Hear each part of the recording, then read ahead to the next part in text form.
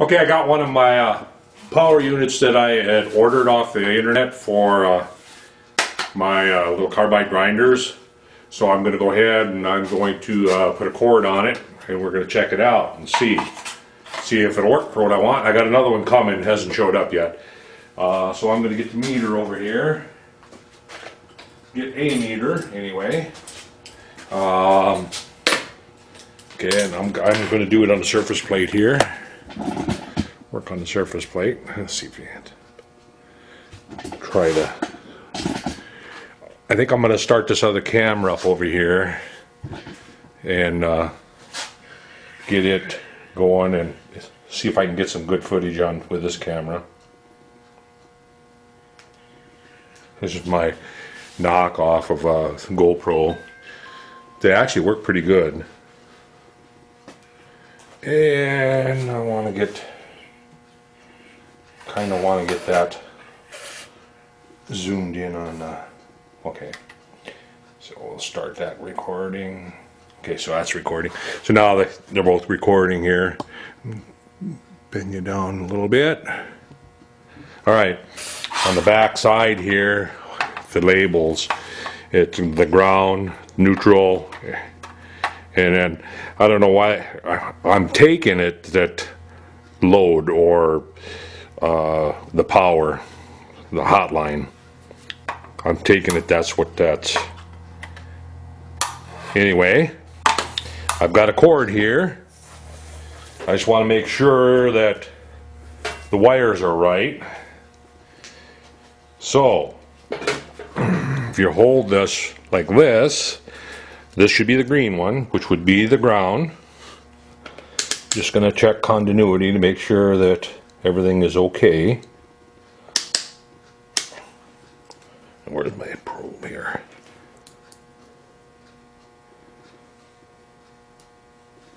Let's turn it up here.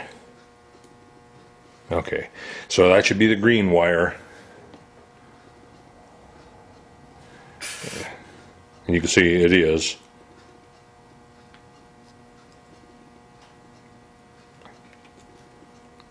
Come on.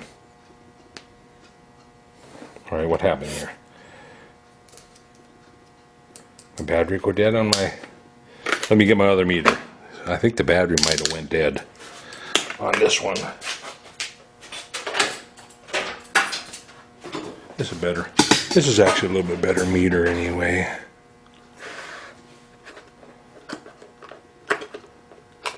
Okay, turn that on. Set it here. It worked for a second and then it's like the battery went dead on it. So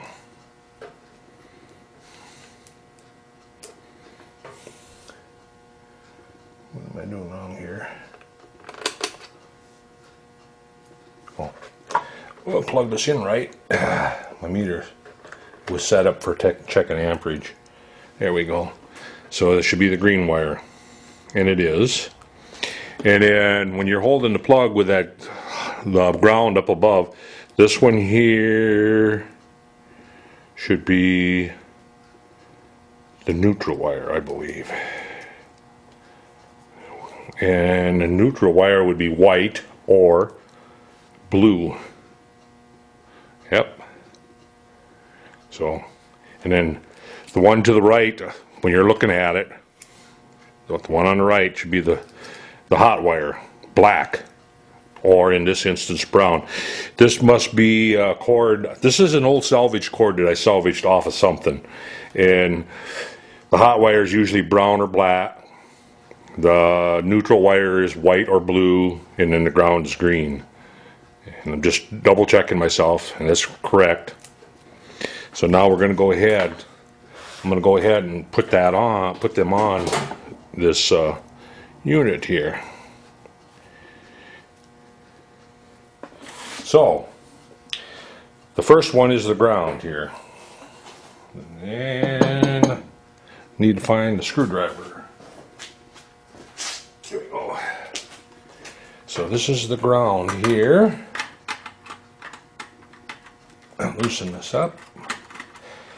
I'm going to want to put a switch on this though, so I can turn it on and off. So I'll have to put a switch between the hot wire and the panel. But I just want to test this to see if it's going to perform like I want. Put that wire in there.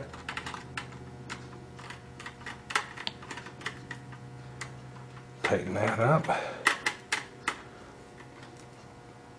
Okay, and then we got the neutral wire is the next one here, which would be the blue wire. Blue wire in there.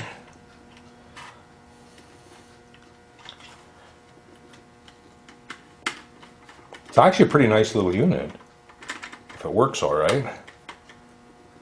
And in the brown, the hot wire. And I'm just guessing that that's what it is. The L is a hot wire, not really, I don't know, load. Because the ground and the N are pretty much self-explanatory, ground and neutral, so it has to be that would be the hot wire. That'd be nice if I burned it out right away. Oh well. There's only, I think I paid 22 or 23 bucks for it, so no huge loss if that were to happen. All right, here we go. I'm gonna go plug it in over here. I'm gonna plug it in over on my workbench here, where my grinders are plugged in. No sparks. Light came on. Fans running. So we should have, let's see here. Okay, so the first three are positive and the next three are ground. So now let's set my meter to 20 volts. Turn that back on. First one here should be a positive, and the fourth one here should be a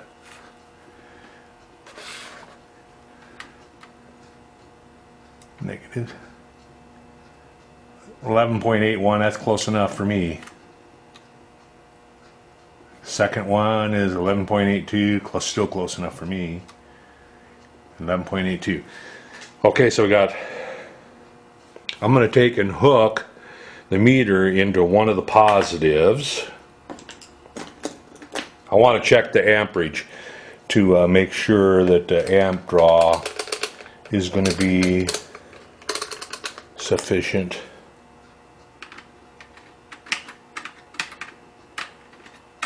I'm just going to clamp that into the positive, one of the probes. And we'll just kind of scooch that over. Got to move this over here, because now we're checking amperage. I'm going to get one of the grinders. This set here. Okay, here's the grinder. And what I'm going to do is the other end of the probe is going to go to the hot wire. I need a couple jumpers.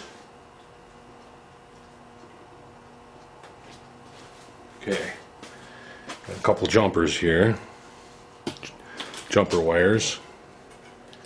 And what I'm going to do is I'm going to take this probe. I'm going to back you up so you can get a little bigger view of what's going on here. Alright, so now I'm going to hook, this is the hot wire here. That jumper onto there, jumper onto the other probe. Shouldn't read anything, it doesn't. And then now I need to go a jumper to the fourth bank on the control box here. Fourth bank, which would be a negative, and we'll hook that to the negative. Carefully, I should shut it off. So I don't get zapped. Alright, nothing's reading. When I turn the switch on, she should draw some amps. Yes. Yes. See, now the salvage computer power packs that I got they don't have enough amperage for it kicks it out right away because the amperage draws too high. See, it's drawing 10 to 15 amps when you first turn it on. That time it didn't draw it. I think it depends on where that motor stops. 16 amps there.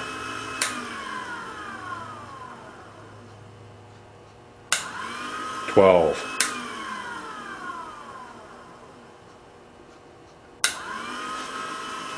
I think it's going to work pretty nice. Lights are you can adjust them in and out, up and down.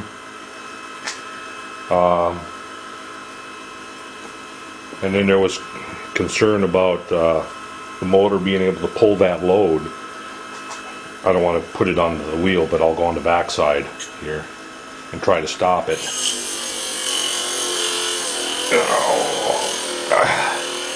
See, I can get it to pull up to 7 amps, but I can't get it to stop. So that was just a piece of plastic on the back side of the wheel, just on the metal part. But yeah, it will definitely do its job. I don't have a carbide here to grind on. Got an old broken drill here, I guess. So just try to grind the end flat on it.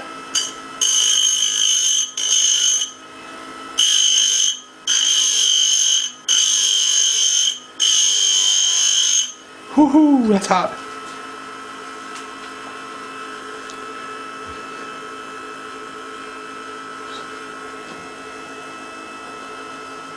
So let's see if I can grind a point on it. So a carbide pointer.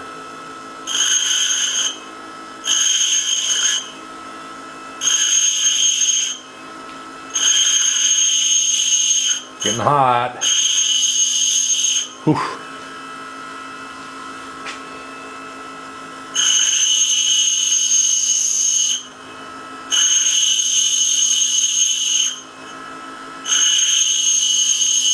It's just an old broken 1/8" end mill, I believe it was.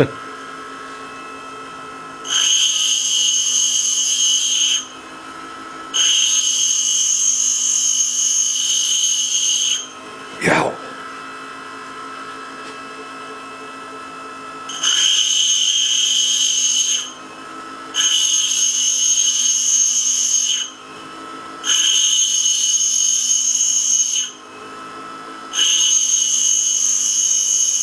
Oofta. Just about.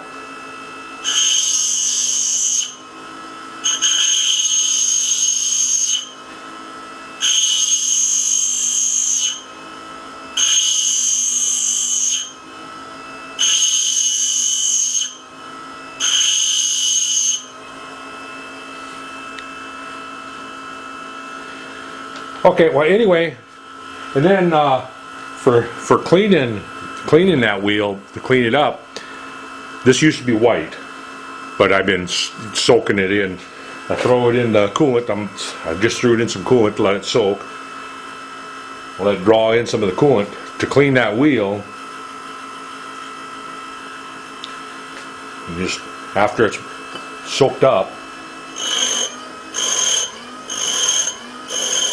that slows her down, pushing on it. And that cleans the wheel right up. Now the wheel's just about like brand new again. You can see there.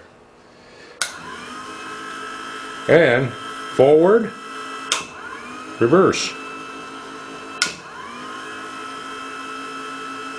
Spinning that way, now it's spinning that way.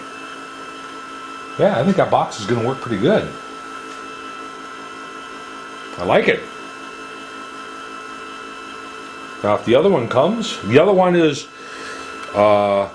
this one here I ordered extra amperage because I'm working on a grinder setup that this is going to power both of them. It's going to power this, and it's going to power end mill sharpening setup that I'm working on for sharpening end mills. So I think it'll work just fine. I'm going to unplug it before I short something out, burn it up, burn it out. Unplugged it here. But I do want to take and put a switch in here. Maybe I'll take a piece of tin. I'd like to put a cover over this whole thing. You know, slide it in and have the wires come in or come in from over here. So I think that's what I'm going to do, is I'm going to bend up a cover for this to slide over it, and then I'll put a switch right here. So that, because I plan on hanging that up, you know, hanging it up like that out of the way, somewhere where it ain't going to get chips or dust or dirt and whatever in it. And I'll just have that, because there's no, the vents are all on the side here, and then the fan, so I should be able to just put it like that on the. Cool, it works. I'll unhook take my probe out of there. But yeah, it definitely handles the amperage. That's a 40 ampere, and I was drawing 16 on one of them on one time that I turned it on. So it and then, like I say, this is a 40 amp, and it was like, I don't know if it was 22, 23. It wasn't over 25 bucks, I don't think. So, and then the other one I ordered is a 30 amp, I think, 10 amp less than this, for 21 bucks, I think it is. So anyway, it's going to work. The other one should be here any time. And then the other one over here, I'll show you where.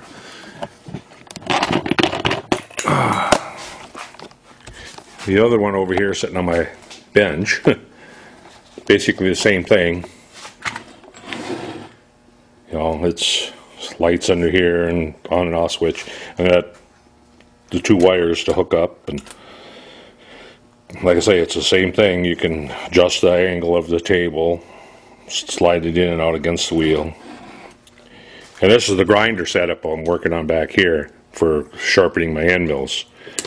And basically, I gotta make a stand for where the wheel, the arbor for the wheels will mount on here, that I can turn it around and adjust my angles and stuff.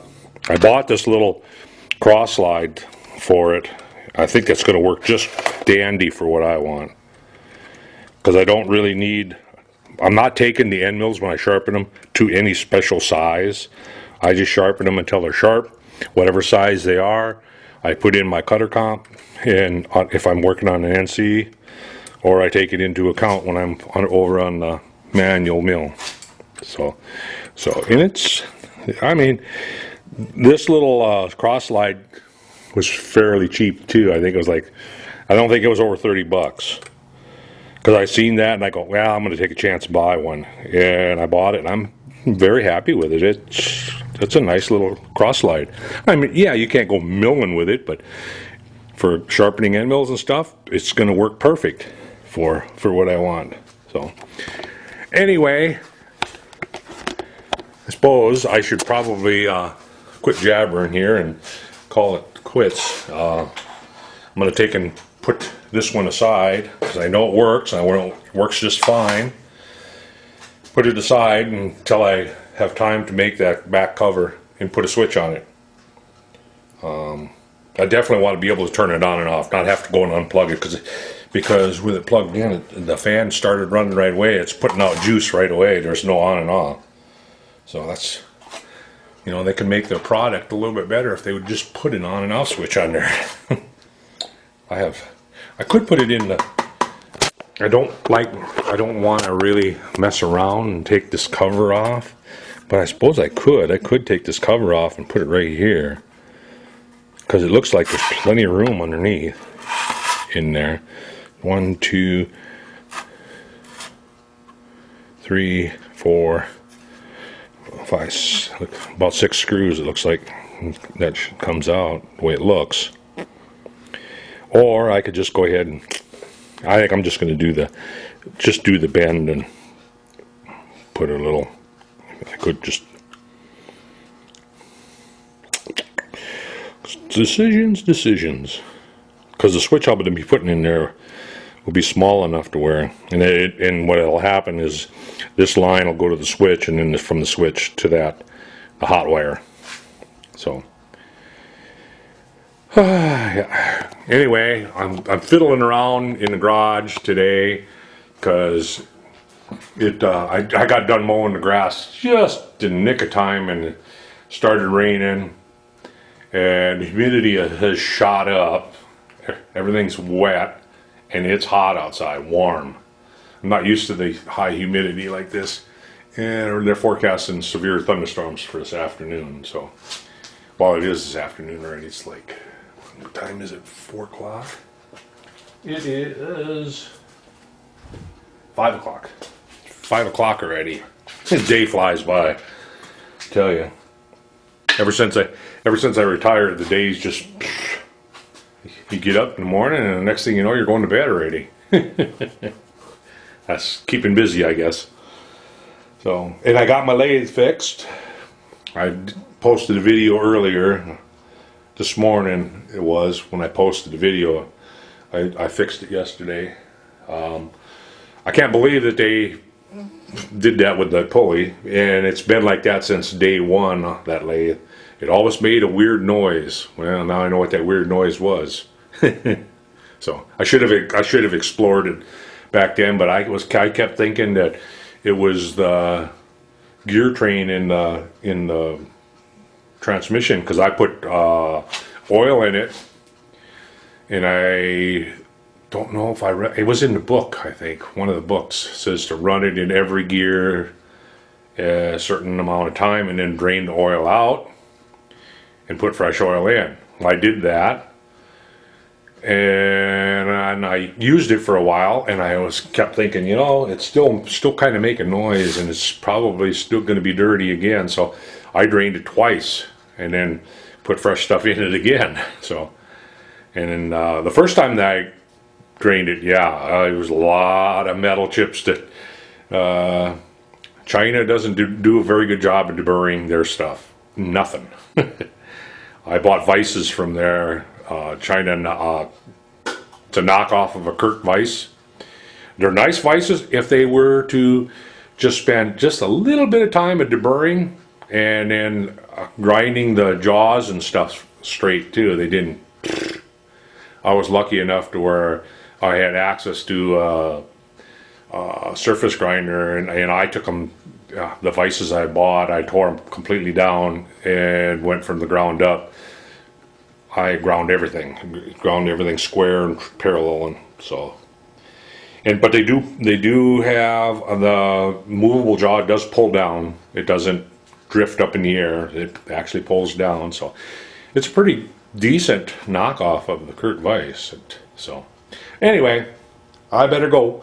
So that's where I'm at with my carbide grinders. They're pretty much done except for the power units.